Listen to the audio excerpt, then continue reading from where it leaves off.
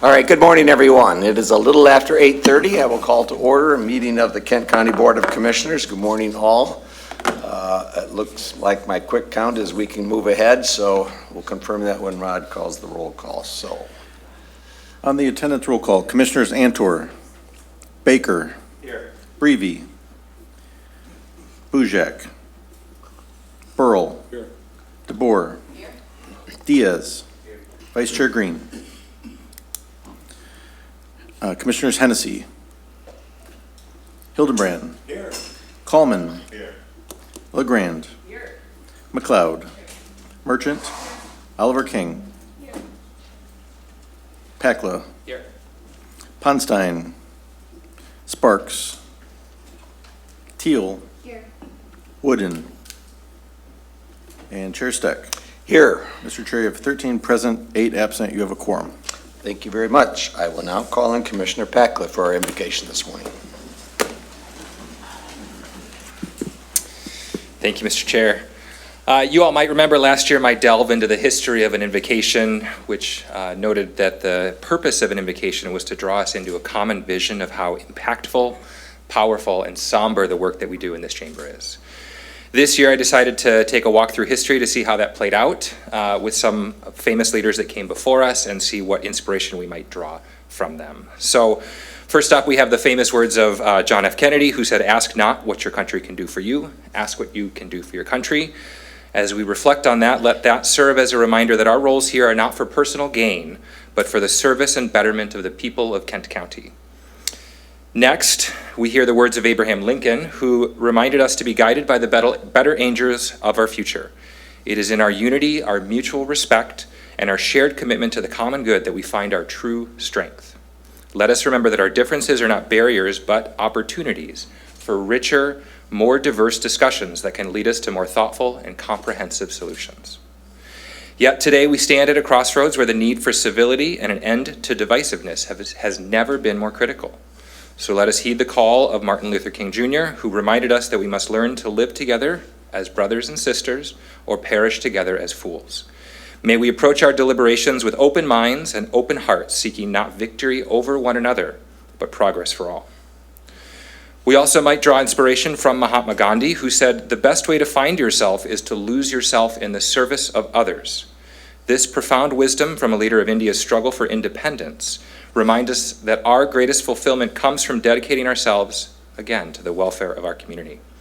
It encourages us to transcend our individual ambitions and work tirelessly for the common good. And finally, as we gather here today, let us reflect on the timeless wisdom of Pericles, who once said, "Our Constitution is called a democracy because power is in the hands not of a minority, but of the whole people." In this spirit, we acknowledge the privilege and the responsibility we all have to serve members of our community, ensuring that each voice is heard and valued. As we go through today and onward, may our discussions be marked by respect and understanding. Let us commit ourselves to listening with empathy, debating with dignity, and making decisions that reflect the values and needs of our entire Kent County community. In doing so, we honor the legacy of those who came before us and pave the way for a brighter future for all of those who follow. Thank you. I pledge allegiance to the flag of the United States of America and to the republic for which it stands, one nation, under God, indivisible, with liberty and justice for all.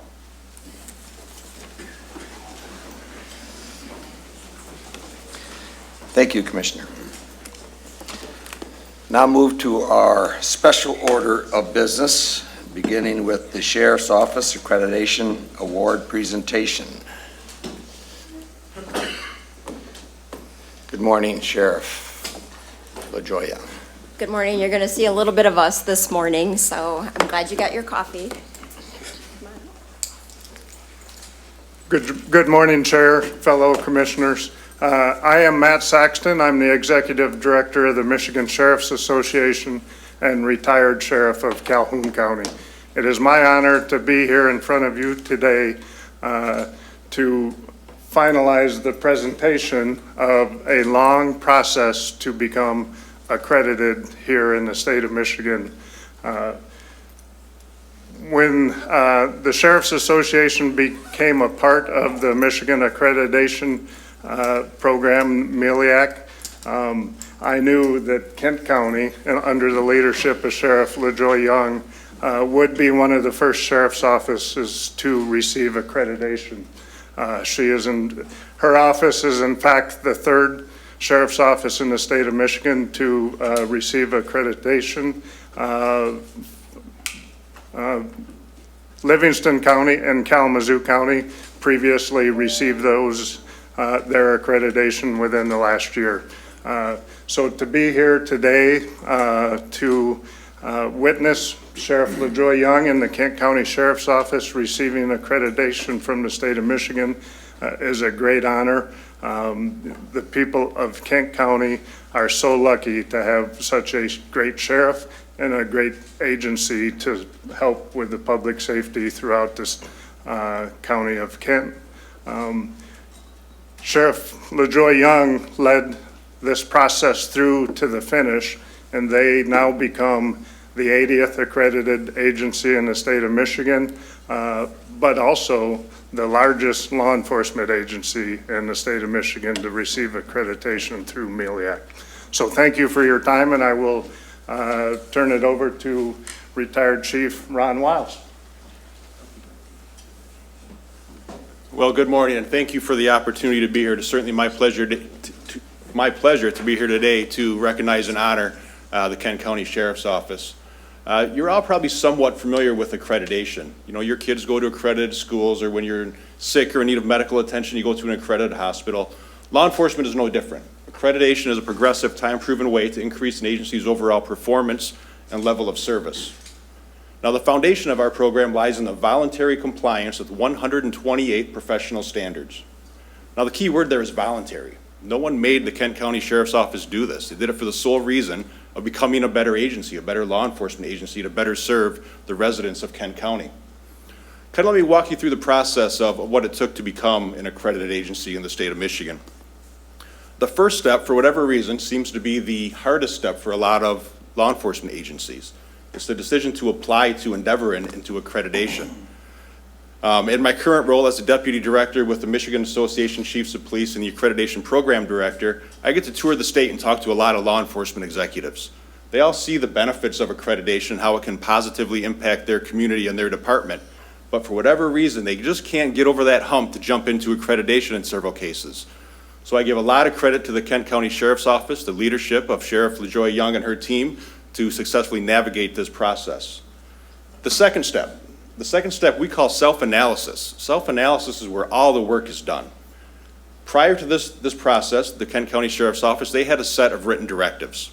We provided them with a set of professional standards, 128 professional standards. It was their job to look at their current written directives, compare them to the standards, and see where they were compliant or where they weren't compliant. I can guarantee you, while they were compliant in some areas, there were several areas they were not compliant with the standards in our program. We give agencies 2 years to navigate this process. It is a lot of work. And ultimately, when they finally get their written directives in compliance with our standards, they can contact me and say they're ready for that next step. But before they do so, we all recognize that it's one thing to say you're in compliance with something, or that you say that you can do something. It's certainly another thing to show that you're in compliance. So we also require them to pull what we call proofs, or evidence that they are in compliance. The evidence could be police reports, videos, pictures, whatever is under the sun they could use to show that they're in compliance with these standards. So as I mentioned, when they're ready, they contact me. I send a team of trained assessors out to the Kent County Sheriff's Office to do an assessment. What that assessment entails is they look at all their written directives, they look at all the standards, they look at all the proofs, they make sure they're in compliance. But beyond that, they do ride-alongs with the deputies. They do a lot of interviews. Some of you may have been involved in that interview process. They also allow the community an opportunity to speak during the interview process and provide input, positive or negative, on the Kent County Sheriff's Office. And they take that all into consideration before they make a final recommendation of whether to accredit the agency or not. And as we know at this point, that recommendation was to provide accreditation, which leads us to our fourth step, the hearings before the MELIAC commissioners. The sheriff and her accreditation team sat down before the commission. They answered a series of questions from the commissioners. And I'm proud to say, at the end of that commission meeting, the commissioners unanimously approved the Kent County Sheriff's Office for accreditation. Now, by itself, that sounds like quite the process, but that's only the start of this process. Up to this point, they have made a promise. They have made a promise to the team here at the Kent County Sheriff's Office. They've made a promise to you as the commissioners in Kent County, and they've made a promise to the residents of Kent County. Now it's time for them to keep that promise. So in 3 years, they will contact me again and say, we are ready for our reaccreditation. I will send another team of assessors out, and they will go through that whole entire process again of making sure that they are in compliance with all 128 standards. However, now they have to be compliant each year of that 3-year process. So for this year, they have to be compliant with 128 standards. Next year, they have to be compliant with 128 standards, and that 3rd year, they have to be compliant with 128 standards. It is a significant professional accomplishment. I could not be more proud of the work that they've done. And with that, I'll turn it back over to Executive Director Saxton for the presentation. So typically, the president of the Sheriff's Association would be here. However, Sheriff Rick Fuller of Kalamazoo County was unable to make the short drive up here this morning. He had other duties at his office. But as Director Wiles mentioned, it is a great honor to present this to the Kent County Sheriff's Office and the team here that made it happen. And that would not have happened without the leadership of Sheriff LaJoy Young, but also those individuals standing behind her now and those in the back, and how many employees and 760. so, but as Director Wiles mentioned also, the work now is just beginning. You need to continue the accreditation program.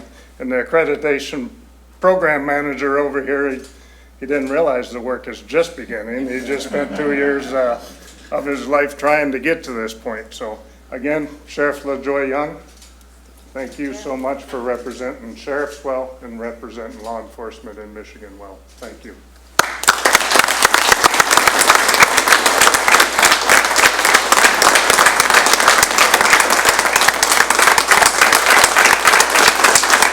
Thank you. Thank you. So appreciate both of you being here to present this to us. It was, as you noted, a pretty big undertaking to say we're going to go through this process, and we knew there would be some extra steps, and frankly, we knew there would be some changes that we would need to make as a department to be compliant with the accreditation standards. You probably don't recognize Lieutenant Joe Abrams. He's the one holding their certificate. He's also the one that was holding the bag most of the time when it is a very detailed process of essentially rewriting every single policy of the department. And some of them are very similar to what we've always done, but in a different format. And some of them, had significant changes that had to go into them and be considered.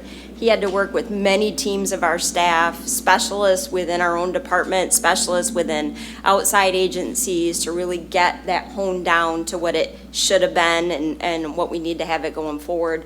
He's worked very diligently with the staff to make sure we have the proofs that the videos actually pan out the way we think they're going to in policy, and that the reports reflect that we're doing the things that we say we should do and that we are going to do. So I appreciate all Joel's efforts, and I will appreciate him going forward, but I can't also emphasize enough that it's a whole team process every single day that makes this machine run.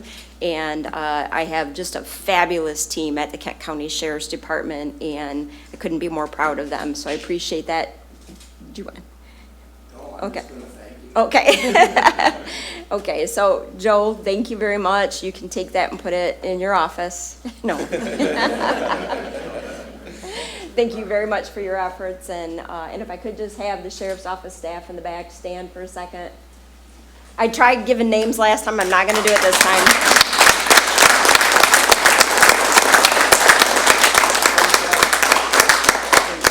Appreciate it.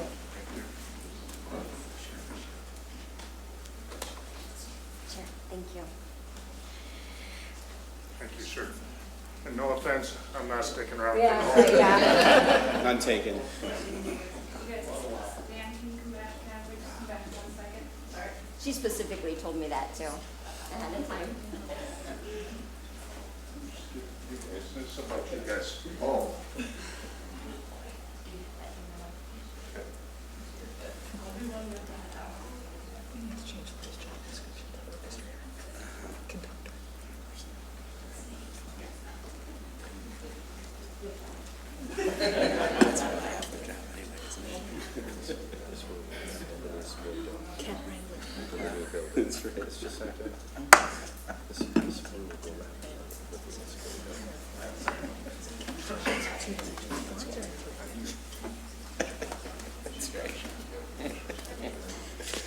All right, and I think we have the next order of business too, so I'll wait here.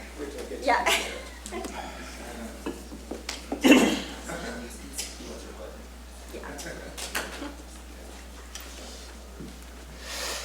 All right. For our next special order business, I would like to introduce our newly accredited Sheriff LaJoya. Good morning again. So this is obviously our corrections performance measures, and Chief Deputy Lindsay Cole is going to come up and do the presentation this morning, and then I'll join her for any questions you guys might have after. But thank you so much for your time and attention this morning. Can't believe she didn't have to move that down a little bit. Good morning. All right, so when we were here a couple of weeks ago, we did do a few introductions for the enforcement side that was here in support of the presentation. So we do have a couple of command staff with the corrections division here that I do want to recognize, and I'm sorry, you guys, that I'm going to do this to you, but we do have Captain Donna Moore Brown here in the back, if you want to stand up, Donna.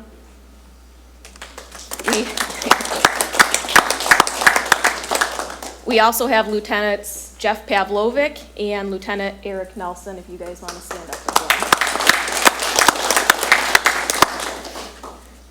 It's not often that the Corrections Division is able to step out from behind the walls, so this is an event for them. All right, so with that being said, like the sheriff said, I am going to be presenting on the corrections and court services performance measures this morning. And I'm going to start off by talking a little bit on the values, vision, and mission, our priorities, key goals, and metrics, our significant accomplishments, challenges, and looking ahead. And if you were here for last year's presentation, a lot of this is probably going to look and feel very similar because a lot of the things we had going on have carried over throughout the last year. There's also going to be a little bit of carryover, most likely from the law enforcement presentation that you guys saw a couple of weeks ago. So we'll start off with the values, vision, and mission. Starting with the values, which are foundationally about serving with integrity, compassion, empathy, and that delivery of services. The vision is keeping the mindset that we are the guardians of the community, and the mission is what ties it all together, recognizing our duty to provide fair, impartial, and humane treatment to those in our care. We have 4 key priorities listed, which are derived from a strategic planning process, which is separate from that of the county, but you will notice a nexus between the two, especially as it relates to caring for the community, staff, service delivery, and management of resources. So our number 1 priority is public safety, which is the prism through which we view all of our goals. 2 is community engagement, understanding the community so we can better serve the community. 3 is providing effective, efficient, and fiscally responsible services, which is recognizing we have a limited budget, but a higher demand than ever to provide superior care and services. And lastly is resource and infrastructure sustainability.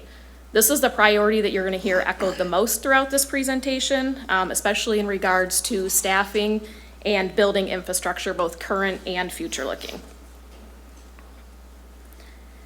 So our first priority, public safety, has 1 goal listed under it, which is the continued enhancement of the safety and security of the correctional facility.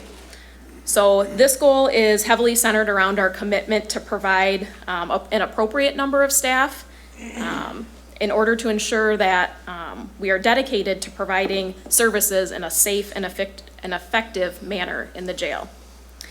In the last 4 years, we've hired 140 deputies. Meanwhile, the average daily population in the jail has increased to 966, and we saw an increase of 2,000 bookings in the jail last year. So it's imperative to make sure that our staffing levels are where they need to be. We have one objective under this priority, which is maintaining a major rule violation occurrence rate of less than 2 per 1,000 jail bed days. So you can see that we've been over that mark a little bit over the last 4 years.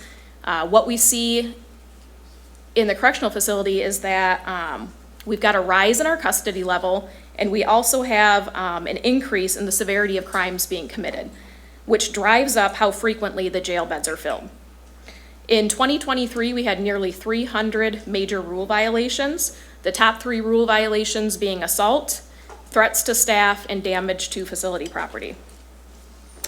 So as the jail actually works through accreditation, which I didn't plan to touch on a whole lot here because we're in the early phases of that, we anticipate an assessment and strategy in order to address this rise that you see here.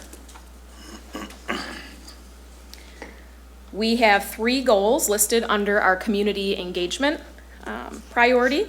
The first being to provide 19 programs that are focused on life skills, education, and reentry into our community. So this is up from last year. Last year we had 14 programs in the jail. The largest increase in programming has been that for women and juveniles in our care.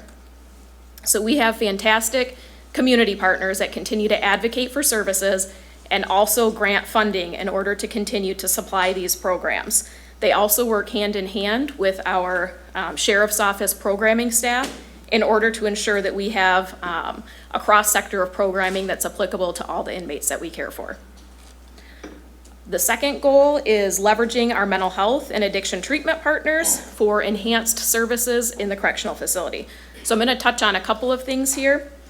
I'm going to first acknowledge the MAT program, or the Medicated Assisted Treatment Program. That program started off with an expectation to treat 50 individuals. We have consistently been treating around 100 for the last couple of years.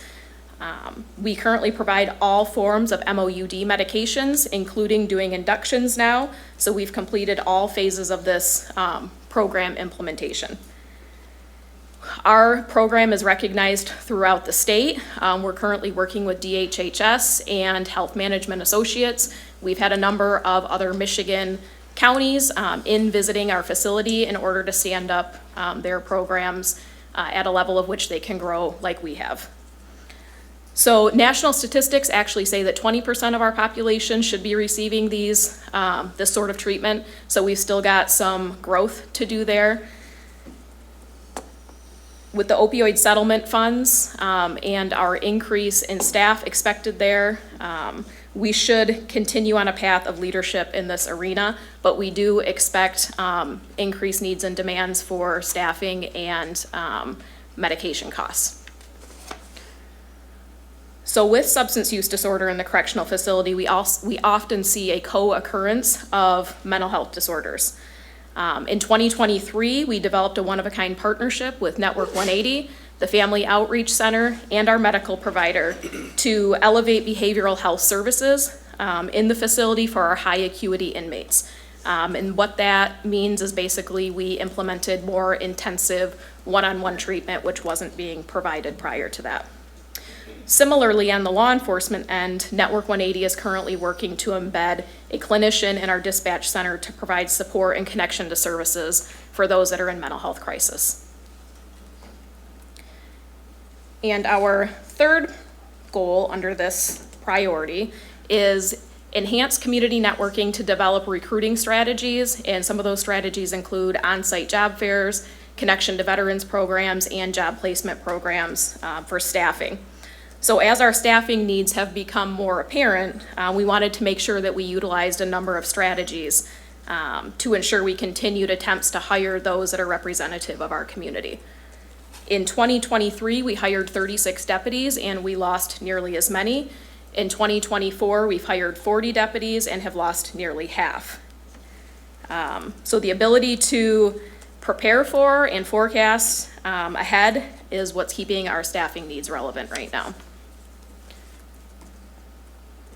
Our third priority, providing effective, efficient, and fiscally responsible services. We've got 2 goals listed here. creating operational dashboards that will facilitate our staff's ability to monitor public safety and other inmate initiatives. We have both internal and public-facing resources that we utilize here. Public-facing includes the Access Kent dashboards. It also includes the Measuring What Matters statistics, which are also on Access Kent. And soon we will have an inmate release dashboard operated through our jail management system that will be up and running. From an internal perspective, we also have dashboards specifically set up for our supervisors through our jail management system. And we also have requirements and standards through our accrediting bodies that we have to adhere to in order to keep that accreditation. And the second goal here is developing a master plan for expansion and renovations of our facility to meet future needs of the community and staff. So quite frankly, our current correctional facility was not originally built to accommodate the rises in staff or to meet the level of services expected through both state and federal guidelines that exist now. Many changes have occurred and have become reflected in our accreditation standards.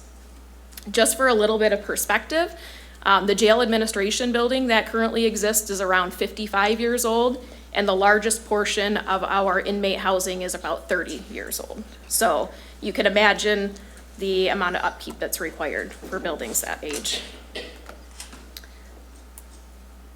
And our last priority, resource and infrastructure sustainability.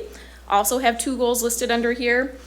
Making staff's mental and physical health a priority when developing policy.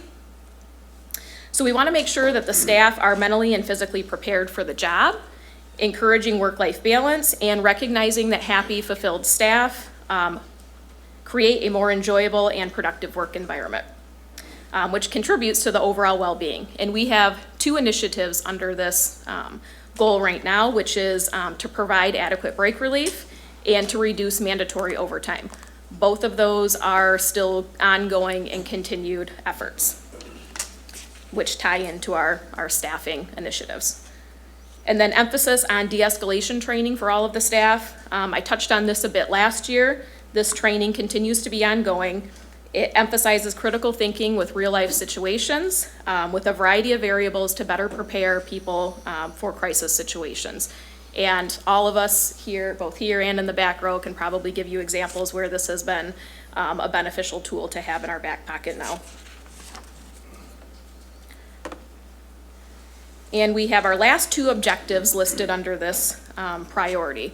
So the first one, mitigating use of force while assisting the arresting officers with uncooperative new arrestees. So what these numbers show us is that 99.97% of the time in 2023, corrections staff were able to de-escalate inmates who were otherwise considered uncooperative with the arresting agency. We typically have 80 to 100 incidents a year that would be classified under this. So basically what the statistic says is maybe one of those incidents may result in a use of force, which would typically be a minor use of force. This is a testament to both our training and our correction staff should be commended for this accomplishment because this is quite honestly a very outstanding statistic. And this last objective here, maintaining a sanitation score of 8 or above. Again, our corrections staff should be commended for this as well. This is an extremely difficult task or measure to meet, especially when we have ongoing and significant construction occurring in the areas that are being evaluated. This measure may not seem like much on the surface, but a decline in this measure is often an indication of a general decline in order, which can have catastrophic effects in the correctional facility. I'm going to switch gears a little bit here and transition into a little bit about court security and transfer. This division is responsible not only for courtroom security, but also for correctional facility and juvenile facility transfers to court, writ returns, extraditions, and medical appointments. This graph is merely a snapshot of all of the services that they provide.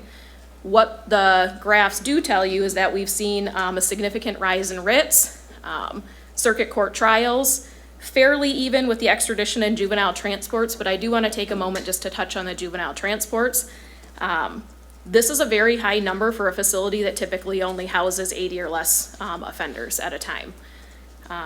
And it kind of goes to show how far the reach is from the juvenile system into the sheriff's office operations. And what stat isn't noted on here is probably one of the most time-consuming statistics or duties for this staff, which is our medical appointments. This division is also responsible for all scheduled medical appointments.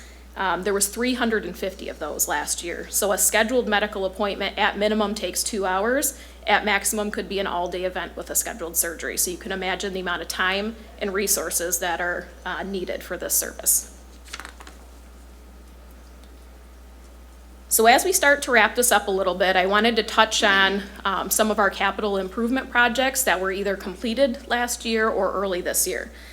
Starting with the door project, which you're all probably very familiar with, but that was a replacement of 200 doors to a higher security threshold after we saw failures in the pre-existing doors due to age and just an increase in the custody level of inmates. The intake renovation, which was a remodel or update of the fingerprint stations and the deputy stations in that area. The shower project was a resurfacing of all inmate showers, resurfacing of all the walls, floors, and replacement of all the light fixtures that were in those shower areas to meet code and standards. The feasibility study and master plan outlines renovation to the jail administration area, which is that oldest portion of the jail that I touched on a little bit earlier. But it incorporates the jail administration and briefing room, laundry, loading dock, and a complete redesign of our medical and mental health spaces in order to better provide medically managed treatment of all kinds in one area of the facility. Our electrical upgrades, this was a facility-wide initiative.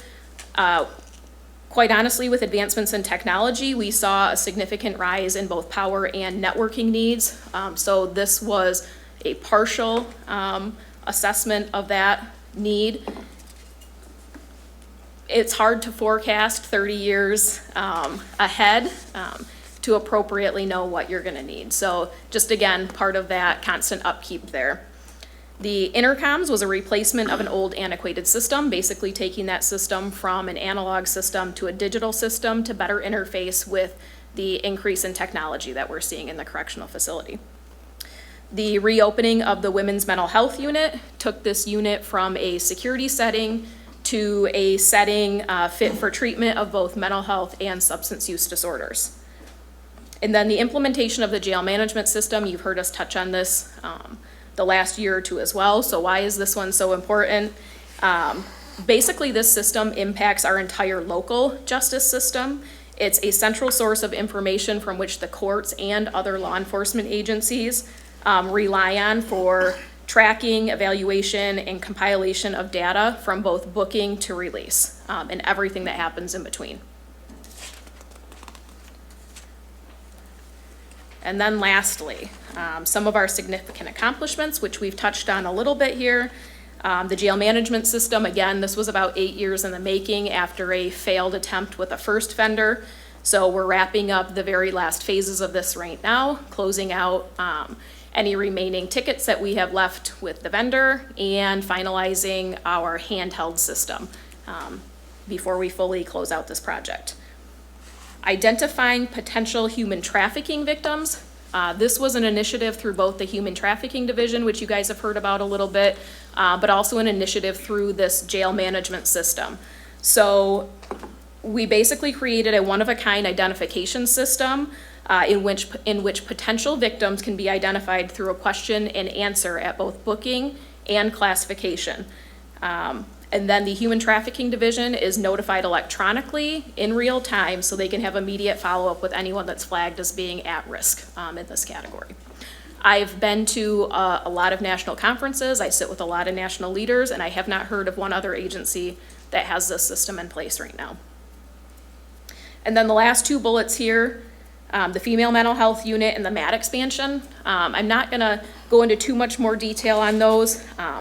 But what I do want to say is I can't stress enough the amount of planning, partnership, research, and continued evaluation for both sustainability and success that it takes for the maintenance of these programs. the dedication of our staff, our partners, the county, and the community to continue to recognize the importance of these programs are why we continue to stand above and be leaders in both of these arenas and, quite frankly, the correctional facility in general throughout the state. So thank you to all of you that have had a hand in helping make some of these programs successful. And then lastly, just a little fun fact here. If you look closely at this picture, you can see in the back that it says the Kent County Jail. So this was the original jail when it was downtown on Campaw before it burnt down. So it kind of looks like a little bed and breakfast, but yeah, much different than what we see today. So I know I threw a lot of information at you guys. Quite honestly, I always say the jail is like running a small city. This is just very surface level information, and there is so much more, but I'd be more than happy to answer questions if you have them. All right, thank you, Lindsay, for that great presentation. Do we have any questions or comments from commissioners? Yes, Commissioner Coleman. Thank you, Mr. Chair. I just appreciate the great presentation, the great information. As you said, I know you're only scratching the surface of all the important work being done. And I'm just struck by, with law enforcement presentations and everything, just considering, the typical groups of, like the victims of the crime, and then also, the alleged perpetrators of the crime, and, they're all humans and treating them that way, but there's also, I think, an overlooked, third group, and that's the people that would have been victims were it not for, the excellent work of law enforcement and the corrections facility. I mean, that's it's kind of this unseen, benefit of all the work that you do, but those of us just, living our lives and not being victims of, significant crime that otherwise we would have been were it not for the good work and the ability to detain people while they're working through the judicial process. So I just want to say a big thanks for that. It's really important. I'm curious about you mentioned kind of the medical needs, and I know how complex that can be and resource intensive and everything. Are the medical providers in the community being open to a more like telehealth options and things that would kind of alleviate some of those resource needs? We do some telehealth in the jail now. Some providers require face-to-face interaction for at least an initial appointment. So it really depends on the service and the provider, but we do both right now. Commissioner Sparks. Thank you, Chair. I'd like to say thank you. You make us look pretty darn good in Kent County, and I'd like to thank you for that. I'd like to thank you for being intentional. I'm going to say that you're a great leader, but I know you, and you're going to say I have great staff and great people that work behind me and with me, and I thank all of you for your work that you do for us to keep us safe each and every day. Thank you. Commissioner DeBoer. Thank you, Chair. I just wanted to say thank you to the correction officers that are here. Your work matters. We're very thankful for you, and you're keeping our community safe. So please know that we are appreciative, and we see you, and we're thankful. Commissioner LeGrand. Thank you, Chair. I'm really excited about the expansion of the MAT program that you've got going, and I'm just so happy about it. I'm glad that we can use some of that opioid money to further it. That's just, it's a great way to spend that money. I do have a couple questions. One was, I know that you talked about juvenile offenders, and I know we've been hearing about how there's not enough space for them. Can you just give us a little bit of background on what the capacity is, what our shortfalls are? Do we need to plan for more? I'll start with the end. Yes, we do need to plan for more. So right now, there's a juvenile detention facility, partially funded by the corrections detention millage. So that history out there, we're co-funded, both the jail and the detention. There is a juvenile detention facility that was built and sized when the age for an adult offender was at 17. So 17-year-olds and above came to the jail. They were charged as an adult. They had an entirely adult process. Somebody who was below the age of 17, in most cases, would be in the juvenile system. Few exceptions, obviously, for waived or very, very serious crimes, but that's essentially how the system was designed. Raise the Age happened in Michigan. This started to really create an unserved population of juveniles that were, older 16-year-olds, 17-year-olds, young 18-year-olds, still in the process from a juvenile crime. The detention facility doesn't have the size, but also doesn't really have the security level to really manage that population, and their purpose is different, and we have some court people here who could probably speak to this differently, but their purpose is to return that young person to a family situation whenever possible. But it doesn't fully account for the very high-risk behavior that we're seeing with these young people reoffending over and over. Many pattern crimes would fall in this, and we hear all the time about the car thefts, and the reckless driving or the car meetups would be part of this group. The shootings that often happen when there's large clusters of these groups. Many of these kids have been involved in this system over and over again, and we had a very horribly unfortunate circumstance earlier this spring where there was a young man killed. For 18 months, he was in and out of the juvenile system for the same offense and had been released multiple times. And without treatment, the behavior continues. We see it over and over again. So this is the group that I would say has been the most challenging for us. Some of them will spend some time in the adult jail. We have some in our facility right now, which is difficult to say the least, because we're not, by federal standards, because it's in an adult jail, we're inherently not compliant to have the juveniles in our jail. There's no place else for them. It's not safe to release them. We've made additional improvements to separate them from sight and sound from adults, which is another requirement, and to set up programming for them. But it's incredibly staff intensive when it happens in the adult facility because of all these different requirements that we have. And I'll throw out $1 million figure. I mean, it's a very round number, but it's pretty much what it costs me to have this separate pot of juveniles within the correctional facility, whether there's 5 or 15 of them in there. And I'm speaking largely of males because females are a much bigger issue for us because we don't have a separate place to maintain female juveniles in the facility. So that can be a pretty significant challenge when that happens. So as a community, we're going to have to figure out something for long-term placements for individuals who need these treatment beds, and we do not have access to them. There are some statewide or out-of-state facilities that specialize this. The waiting list is significant. It's not meeting the needs of our community. We have young people who are being released without treatment, reoffending, and the outcomes are very serious injury, very serious crimes, and most often where they're now committing offenses that are so serious, they end up waived to the adult system and are in prison by the end of it. Does that answer your question? It does. Sorry. It really does. You said that juvenile detention was designed for basically people 16 and under, so that makes me think that it's old. I mean, how old are we talking? It actually was just before the Raise Oh. the Age legislation really started to be talked about. It's the unfortunate, it's a beautiful facility. It is quite updated.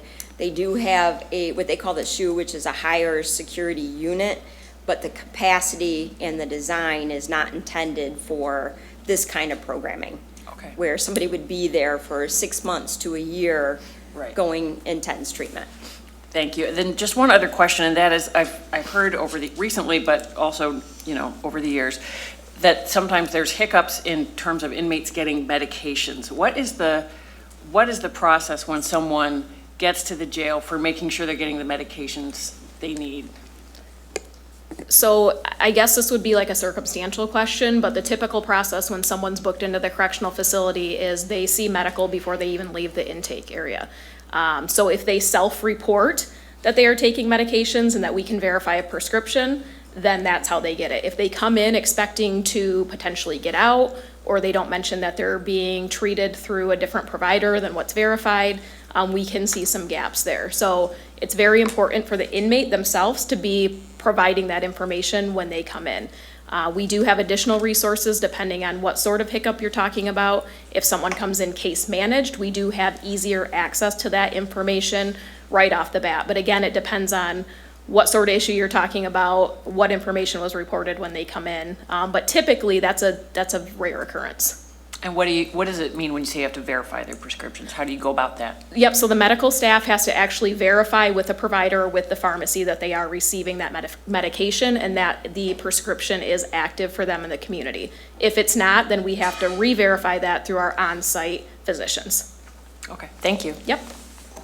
All right, thank you. Anyone else? Commissioner Hennessy. Could you tell, you're really sensitive to the needs of the inmates that come in there. And I'm curious as to where we stand right now on the contact of an inmate with their family, or, with the family and other visitors that might be there, or even with their attorneys. So what kind of, contacts are allowed and frequency? So professional visitors right now can meet on-site and in person, specifically attorneys. It depends on the demand of any given day as to what space we have available. As far as contact visits are concerned with family, that hasn't been allowed in over 20 years since I've worked at the correctional facility. Allowing on-site visit with family would be extremely staff intensive because we're required to escort inmates throughout the facility. There'd have to be supervision where those contact visits are being had, and we also don't have the space to accomplish all the visits that we see on a normal day-to-day basis through video visits. I do want to just add something to that. So we have had a huge focus on trying to provide substantial access for at least the video visitation, and we have provided free video visits for family to visit their loved one who's incarcerated. We've extended access even to tablets for inmates to be able to visit their family on these scheduled occasions.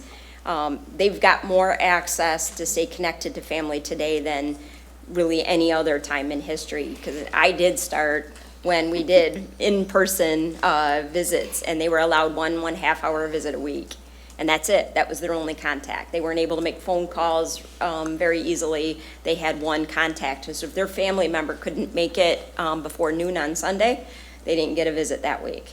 So it is much easier now to stay in touch, and we actually even do programming to facilitate it as well. So it's been an emphasis of ours. Go ahead. So what I hear you saying is sort of a balancing act. While we don't have in-person visits, there is more opportunity through the enhanced media means that we have for people to stay in touch with their family. Yeah. And inmates who security-wise would not have otherwise been able to visit in person are able to visit because of the electronic capacities we do have in the facility. And I heard you say it's free. You can enhance what you can get for free for a cost, but yes, there are free services. And a person can either come into the facility or they can do it remotely. A family member can do it remotely. Thank you. All right, anyone else? If not, again, I have a question, but I also want to thank you all for your incredible work. We're committed to the best quality service, and you guys exemplify that to a T, so thank you for that. My question is, I still have constituents that think of our correctional facility as sort of a local state prison, and it's not. In fact, a lot of the population are pretrial detainees, right? What percentage approximately on a given day? It's usually around 75%. So 75% of those that are in our facility, which we're responsible for, have not been convicted of a crime. They've been charged with a crime. Right? Correct. And so it's a fairly large turnover on an ongoing basis, isn't it? Which makes it difficult to keep track of individuals as they come in and as they leave. Yeah, our average length of stay is around 12 days right now. 12 days, Yes. right? So, and I want to thank you as well for the kind of work that you've done in bringing mental health services to bear here. And I know it's a huge challenge knowing what is their need coming into your facility, how do you maintain that service, and then how do you pass the baton on after they get out? But you're working at it, and I really appreciate that. Thank you. All right, if nothing else, again, thank you so much for your presentation this morning. I do want to just give one plug. We are enrolling for our Citizens Police Academy. There's brochures on the back table. If you know somebody who might be interested, it's a 9-week program, about 3 hours once a week. We get great reviews for people who take the time to sit through it. That's starting in the fall. Thank you. Thank you. All right, our next special order of business, last special order of business, is the public hearing on our fiscal year 2025 budget. So, it is not fancy, but I'll just declare our public hearing open and turn it over to Administrator Vanderburg.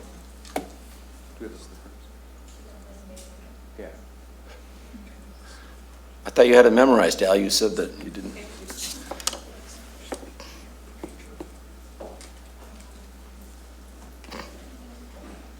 All right, we have a technical difficulty.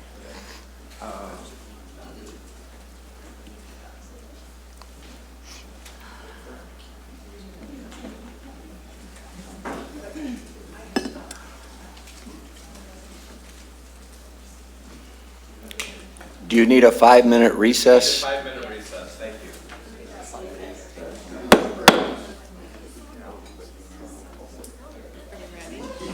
Almost.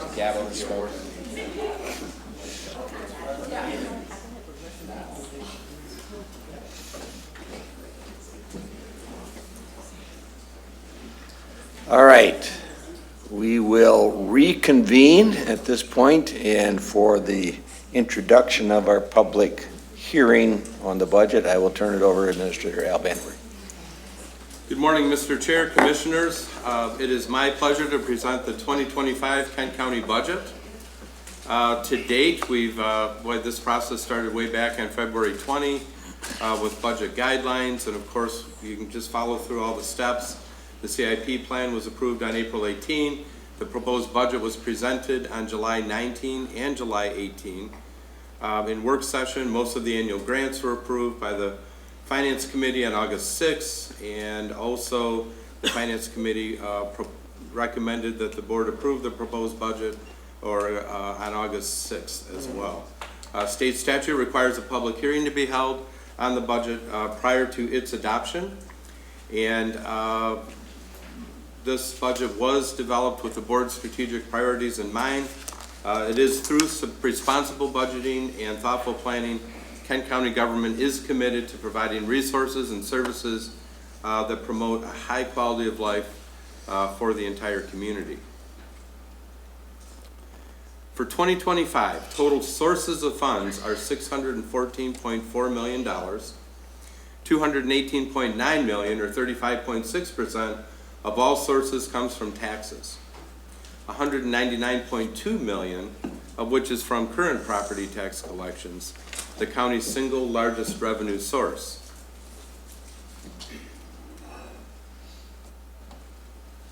This slide shows the gap. Back in 1994, we had Proposal A approved by voters, amending the Constitution, which created the difference between state equalized value. So in Michigan, property's taxed at half of state equalized value, and basically created the new measure that for somebody with a homestead exemption, you would be taxed at the state taxable value. And we can see the gap, which is really very large. So that represents good and bad, I would say, all at the same time. It's good because that's money in our residents' and businesses' pockets that they can then spend, and that money then circulates through the economy. The downside is, over time, it has really put a crimp, especially on the fastest growing county in the state, to be able to meet all the needs for resources that we need for services. So it's kind of a two-edged sword.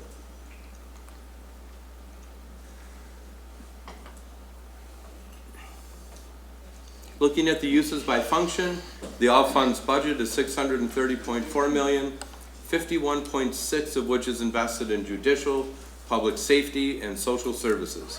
The total budget includes $226.6 million for the general fund budget and 2,003.5 full-time equivalent positions.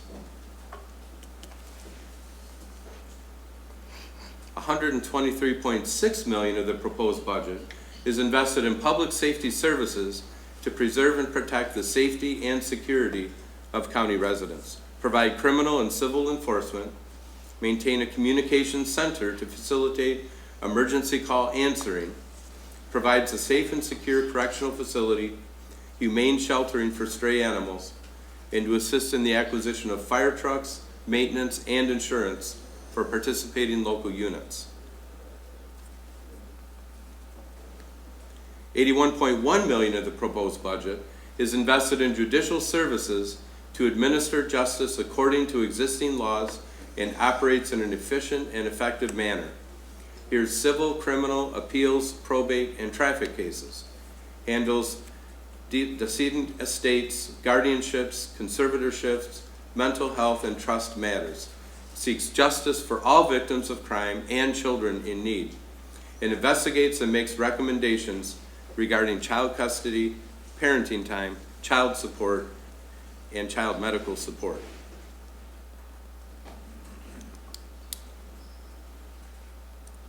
$118.2 million of the proposed budget is invested in social services to promote self-reliance and safeguards to the physical, emotional, and social well-being of county residents by influencing policies, providing education, programs, and services, and responding to the needs of vulnerable populations. $120 million of the proposed budget is allocated to general government and debt to plan, provide, and manage efficient, reliable, and innovative services to county clients so that they may effectively fulfill their mission to the public and to meet all debt obligations. $22.6 million of the proposed budget is invested in cultural activities to enhance the quality of life in Kent County by providing recreation space for citizens to gather for public and private events. This includes weddings, company picnics, family reunions, nonprofit fundraisers, golf, an outstanding trail system for hiking, biking, walking, and running, and a wide range of other special events that bring our community together. $18.7 million of the proposed budget is allocated to community and economic development to work in partnership with local agencies to develop greater economic opportunities, promote tourism, community development, provide convention facilities, and improve the quality of life for all county residents. $60.3 million of the proposed budget is allocated to public works to provide stormwater drainage, solid waste, and recycling services to county residents. This function helps to conserve natural resources and promotes a healthy, vibrant, and sustainable community. In summary, the budget continues the county's commitment to high quality of life for its residents. The budget supports the economic prosperity of the county, and it adheres to sound fiscal management and board policies. The budget invests in services to improve efficiency and to provide service delivery excellence to the residents of Kent County, and the budget is balanced. So what's next after this public hearing that you're about to convene? After today, the board will be asked to act on the budget at its meeting on Thursday, August 22nd at 8:30 a.m. The proposed budget is available to view online at accesskent.com. Thank you. Thank you, Administrator Vandenberg. I have already declared the public hearing open, so if there's anyone here from the public that wishes to address us with respect to the proposed budget for next fiscal year, you may do so at this time. Please step forward, identify yourself by name and your address, and you have up to 3 minutes in which to address us. Good morning. How you doing, everyone? I'm D. Jones, I stay at 967 Tamarack Avenue. And I like Kent County's budget, but I just want to see you guys really invest into the community. I think that 18 million is a pretty decent number, but I feel like Kent County can do better. I know that we get a lot of our fiscals from tourism and people bringing events here and things like that. But I think that you guys can do better economically. This is the second worst city for economic development. It is the second worst city for economic development for African Americans. And Kent County connects here a lot, and they host their committees. You guys host these boards meetings, and you guys have a lot of power. I think you guys could pour additional funding into community and economic development. I know that you guys can. I feel like you guys can. I know that the Republicans are setting the agenda, and I feel like you guys can do better. I know that you guys can do better. I don't know where you guys are going to get the funding from, but I know that you guys can do better. I just feel like you guys can pour a larger amount of cash into our community. We need it. I also would like the community to step up and not just depend on the government, because there's people in the community, around the community. I don't care what you do, but I know there's people that have great ideas that can change the community and bring economic boost. And I want people to step up across the community and not be scared and go after those things, because if government worked for everybody, I'm pretty sure you wouldn't be here. If it was just perfect and just good for everybody and it wasn't inequitable and everybody had the equal economic opportunity, I'm sure a lot of y'all wouldn't be here. But sadly, that's not the case. And there are some people that don't care about people of color here. I'm not going to say on this board, but there are people in Kent County that doesn't care about economic prosperity for everyone. There are people that don't care about economic prosperity and opportunity for everyone. But I care about those people. I hope that everybody gets the same economic opportunity. Hope that everybody gets electric vehicles and health care, and they can control their rights of, their body and those other things that people care about. But some people don't care about those things across Kent County. But I care about those things. So I think that you guys can do better. I would like to challenge you guys to do better. I like to challenge government, because sometimes I feel like I could do better than government. I've proven that too. So I would like you guys to do better. I don't think that's a hard ask, but it's a hard thing to ask government. It's crazy. I just really care about this community. Economically, I feel like y'all can do better. Thank you. Thank you. Good morning. Hi, my name is Rich. I live in Grand Rapids. I have a different take on the jail, which you just heard about a little while ago.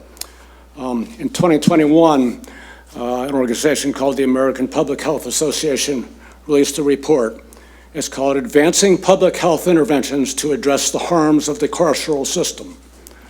One of their core recommendations of that report was, and I quote, "moving toward the abolition of carceral systems and building in their stead just and equitable structures to advance the public's health," end quote. And they specifically cite housing and employment as prime examples of this. The American Public Health Association, I should point out, is no radical fringe organization. It's the oldest and largest public health organization in the country, made up of trained health professionals. Now, in the budget, you've proposed a 12.5% increase for the Kent County Jail, following on more than 40% increase the previous budget year. The 12.5 is still a very large increase.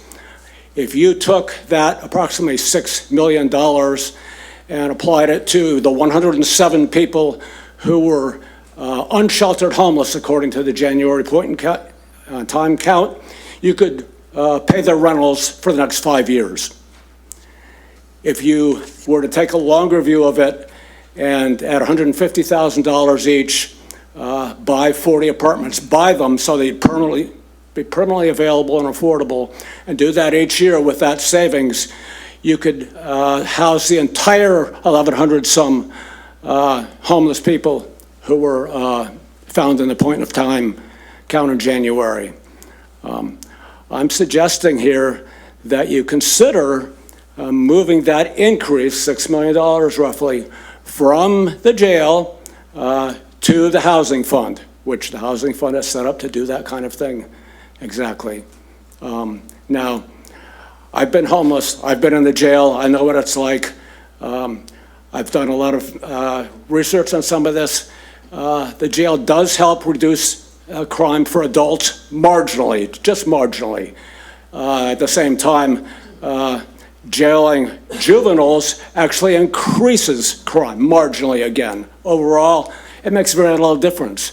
We should look at some of that research so you don't just blindly jump into, yeah, we got to support the jail, it protects us all. It doesn't work that way. Thank you for listening. Perhaps this is toward the end of the time, if you find it's too late to make a change now, I hope you'll take a deep dive into this for the following year's budget. Thank you. Thank you. Good morning. Good morning, Chairman Steck, commissioners, staff, fellow citizens. Greetings in the name of the Lord Jesus Christ. And of course, that's my real identity, other than being Daniel Scott, longtime resident of the city. Thank you, Commissioner Pacla, for the invocation. By the way, your first name means follower of Christ. I want to address the resolution about the 5 millage funding. I would strongly recommend that these funds go to the working poor. The working poor. We used to have a food pantry out of our fellowship on the west side where we would bring food to families that asked us. And more than once, we went into a home. We'd see the parents, the children. But they had a large screen TV, empty beer cans. The father or mother was smoking. And they were asking for food. I wish we could have just given the food right to the children because their parents were wasting the funds that they were already receiving. So I'd appeal to you to be more cognizant of how the money is given out. And I certainly would recommend somehow implementing a spiritual component. I've ministered in the inner city, the very poor, for over 40 years. We've seen, especially speaking of parents now, if they get right with the Lord, become followers of Christ, their prosperity already increases. They become more cognizant of working and supporting their own families as they put away their wicked, costly vices and habits. And I would just like to offer some free literature we have in our ministry. It's simply entitled, Your Sins Are Forgiven. It's a small gospel pamphlet. We have it in English and Spanish. I made some samples. If any of you would like to view what we can offer, as you would maybe reach out to these poor families, just offer them this literature. And again, I've seen in 40 years that if they get right with the Lord, become true followers of the Lord Jesus Christ, their life is changed, obviously. We also have these free small pocket New Testaments, both in English and Spanish. Would love to help out that way. Thank you. Thank you. All right, anyone else to address us on the proposed budget? I don't see anyone else. I will then call on a motion to close the public hearing. Motion. Motion to close, support? Support. All those that support, please say yes. Yes. Opposed, say no. All right, the public hearing on the proposed budget is now closed. All right. Interesting enough, we'll now move to public comment. This is the first opportunity for public comment other than the proposed budget. It is intended to be an opportunity to address agenda items only. I'll note that that's a pretty short agenda. So if you have comments on the agenda items, you may do so at this time, remembering you have another chance to address us on general matters later. Good morning. Let's see how you do this. How you doing, everyone? I just really like to give a shout out to the Sheriff's Department on accreditation. I know that the sheriff really cares about Kent County and the constituents. I feel like people usually get a a bad bias of politics, regardless of the party, if you're a Democrat or a Republican. I know that people, there are some values that you guys share in common interests, that you guys align on. And so I just wanted to give a shout out to the Sheriff's Department, because the Sheriff's Department actually sponsored my first esports event. And I know that the Sheriff cares about the community. And I'll never forget what she said, that if I could not have anybody in the Kent County Jail, that'd be a good thing, but people commit crimes. And so I developed initiative to reduce crime, and I know that you guys don't hear about some of the kids committing crimes in the juveniles, because I'm helping them and guiding them, and actually help our school district invest in the esports, which I will speak on the next one. I just wanted to shout out the Sheriff's Department. Thank you. Thank you. Anyone else? Open on agenda items only. I don't see anyone else. All right. We'll now move to our next item on the agenda, consent agenda, and I will call on Commissioner Pacluck. Thank you, Mr. Chair. I move today's consent agenda. Thank you for that motion. Is there support? Supported by Commissioner Burrow. Questions or comments on the motion to approve the consent agenda? I see none. All those, roll call. On the passage of the consent agenda, Commissioners Antor, Baker, Breivy, Bujek, Burl, Yes. DeBoer, Diaz, Vice Chair Green, Yes. Commissioners Hennessy, Hildebrand, Coleman, Yes. LeGrand, Yes. McLeod, Yes. Merchant, Oliver King, Pakla, Yes. Ponstein, Sparks, Teal, Wooden, Yes. Chair Steck. Yes. Mr. Chair, 16 yeas, 0 nays, the consent agenda is adopted. Thank you. We'll now move to our resolution for this morning, and I will call on Commissioner Coleman. Mr. Chairman, I move Resolution 90, the equalization data request fee schedule from the Equalization Department. Thank you. Is there support? Support. Supported by Commissioner LeGrand. Questions or comments on this motion? I see none. This is a voice vote. All those that support the motion, please say yes. Yes. Those that oppose, say no. It is approved.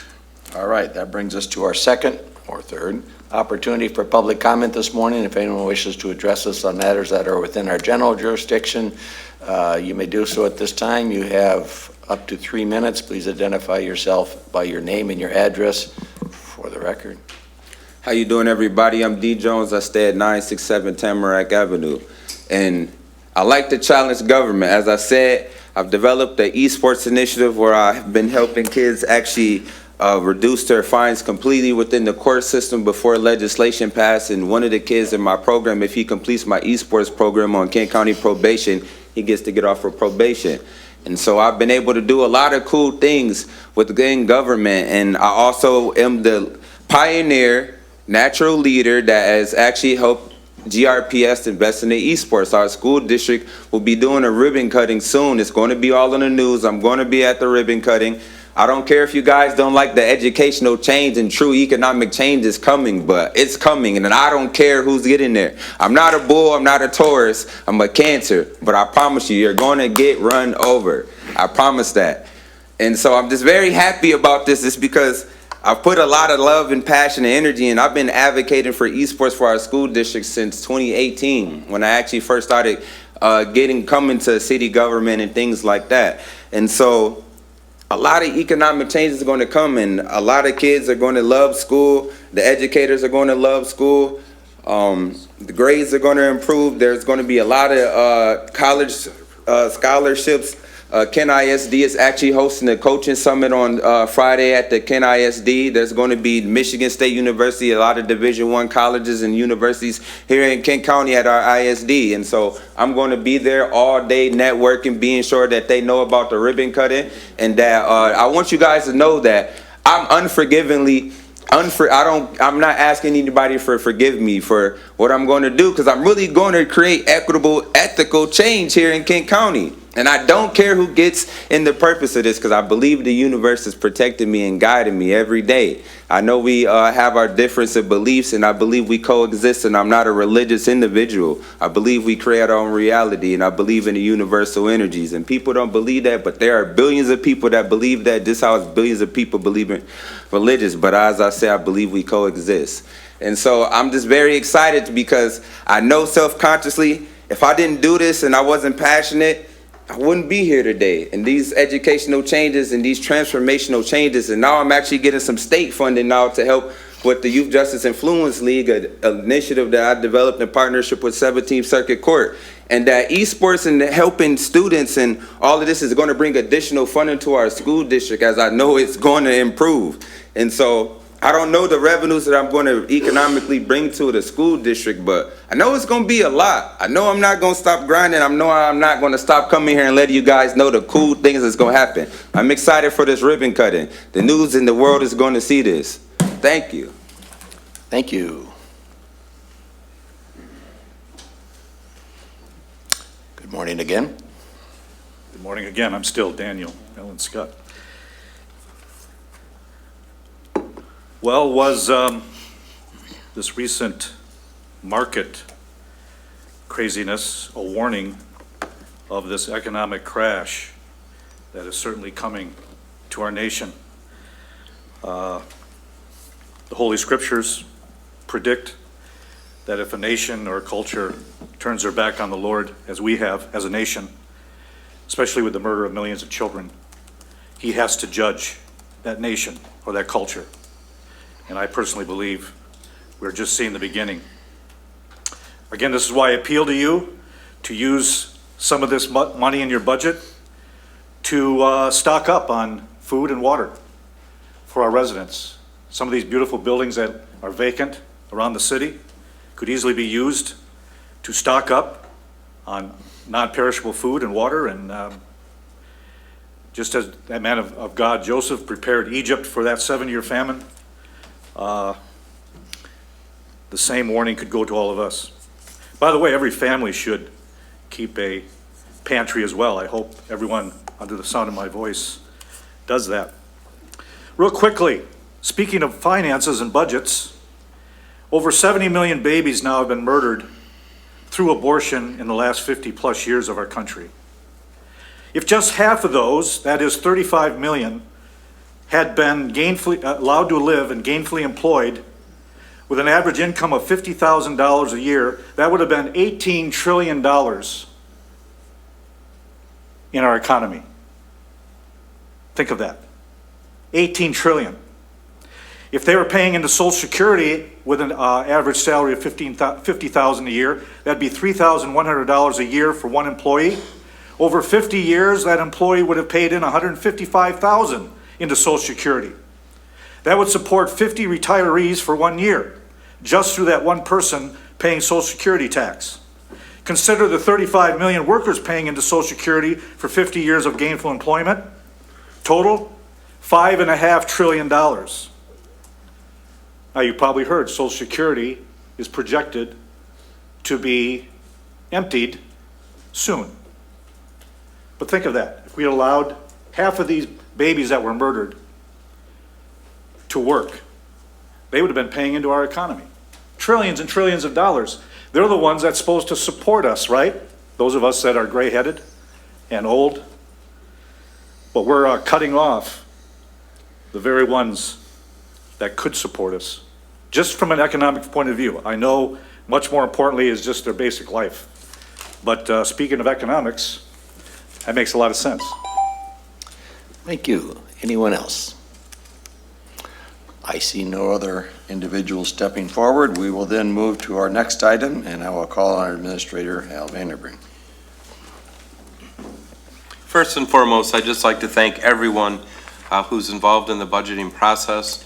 The activity of budgeting happens every single day in Kent County, even though the formal process doesn't start till February. But obviously, we have the fiscal staff, admin staff. We've got the department, all the departments, directors, staff. It's a big activity, or a huge effort to stand up this budget. Board of Commissioners and all the interaction that you have. So I'd just like to thank everyone for that, that we're able to once again get through the process in fine fashion. Also wanted to, a couple of big things on the ballot with First Steps Kent and hotel motel tax. Certainly we work closely with those teams and congratulate them on their success. Also, I always feel the need at this point to remind everybody, I never know how many people might be listening online, but it was suggested that instead of spending money on the jail, that perhaps we should spend that money on homeless instead. But state law does restrict spending general fund money for housing activity. And just a reminder that under the 1968 Uniform Budget and Accounting Act is amended, there's a whole statewide chart of accounts. We have dozens of funds. They all have different rules. And so I think it simplifies things way too much to think of a county budget as money in, money out, and then you can do whatever you want with the money that comes in. You all know that, but I think it's important as a public reminder now and then, just to let folks know that it isn't as, what earlier we've had several suggestions. Hey, don't spend money on an amphitheater, take that money and spend it on people's needs. Well, that money that you allocated came from hotel motel tax, and you simply can't use it for anything other than what the law restricts its use to. So I'll get off my soapbox, and that's it for today. Okay, that'll move us to reports. I have 2 items of reports, and then I'll open it up. First, we are asked to make a recommendation, or I am asked as the chair to make a recommendation to the Local Emergency Planning Committee, and I have reported and am reporting to you that I'm recommending Vice Chair Green to be appointed to that committee. We don't make the actual appointment, I only make a recommendation, so that's for information. The second is that I have proposed the establishment of a Procurement Policy Advisory Committee under Rule 6 of our standing rules, and am recommending the appointment of 3 commissioners to that committee, Commissioner Burrow to chair it, Commissioner Teal and Commissioner Hennessy to serve as well. The charge and the appointment is attached to your agenda, so I would ask for a motion to approve.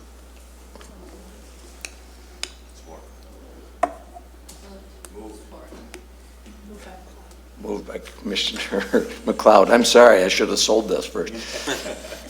Who supported it? All right, Commissioner Hildebrand. Any discussion? If not, those that support, please say yes. Yes. Those that oppose, say no. Thank you for that. All right, now I'll open it up to reports from commissioners. Any reports? I see none. We will close reports and move to the next item, which is miscellaneous. Does any commissioner have a miscellaneous item? Commissioner Diaz. Thank you, Chair. I'd like to take this opportunity to follow up on an email that I sent earlier, I believe this week or last, about the cannabis excise tax, and I see that Mr. Jeff is in the room, so perhaps somebody could clear this up for me. If I'm not mistaken, the funds that we receive from the state from the cannabis excise tax, I understand that once those funds go into our general fund, that they have the same parameters or restrictions that any other general funds would have. My question is, do we have the ability to receive those funds from the cannabis excise tax into a separate part of our budget or a separate fund? My understanding is no, we do not. That because the state law doesn't designate those funds, they come in as other general fund revenue, and it goes into the general fund and is accounted like that. And I think one of the suggestions was maybe making low-interest loans to businesses that were impacted or grants. But again, one of the main things to keep in mind with the general fund is the monies that are in the general fund can't be used for individual benefit, which is why there's a prohibition against using the money for housing, because if you were to help somebody with housing, that's conferring an individual benefit with funds that are intended to benefit all. Now, when that law was passed, there was a lot of discussion about whether the law should be set aside for the Sheriff's Department for anticipated, and I'm talking globally, Sheriff's Departments, for anticipated problems that folks thought would happen with the law, such as, the ability to know if somebody's inebriated when you pull them over at a traffic stop, and all kinds of different things. And so, but my understanding, Jeff, you can correct me if I'm wrong, but my understanding is that once a revenue that isn't designated specifically under state law hits our coffers, it comes in as other revenue, and it's treated as general fund revenue under the law. Okay, so I would like to propose that we have further discussions as to whether or not we can include that maybe in the next legislative committee to ask our state representatives, state legislature on whether they can amend that law. I think it's an incredible, I can't recall how much we received this year from that excise tax. Just over 2.5 million. 2.5 million. Past years, it's been maybe around 1 million, 1.5. I think that would be an amazing opportunity if the state can amend that law to give this board, this future board, the ability to use those funds as you all see fit, as we all see fit. It would make a lot of, it would present an amazing opportunity for our constituents. I have brought up here in the past how a lot of the businesses at the intersection of Cesar Chavez and Clyde Park are still going through a very, very hard time with the construction that has been going on all summer. I know that it's happened in other parts of the county as well. I think that if we can provide this resource for small businesses, that would make a night and day difference for them. So hope to continue those conversations at our next committee meeting. With that, the only other thing that I would say is obviously we just had our primary this past week. The hotel motel tax did pass. The Ready by 5 millage also passed. I would like to point out that the hotel motel tax passed by a lower margin than the Ready by 5 millage. To me, personally, that says that while it did pass, I know that there is a lot of sentiment and agreement out in the community that if we are going to move forward with these projects, they should benefit all of our communities, the entire county. And so again, I look forward to having discussions with this board, with my colleagues, to see how we can ensure that if we're going to move forward with these projects, that we have something in writing that clearly demonstrates how our entire county will benefit. Thank you. Thank you.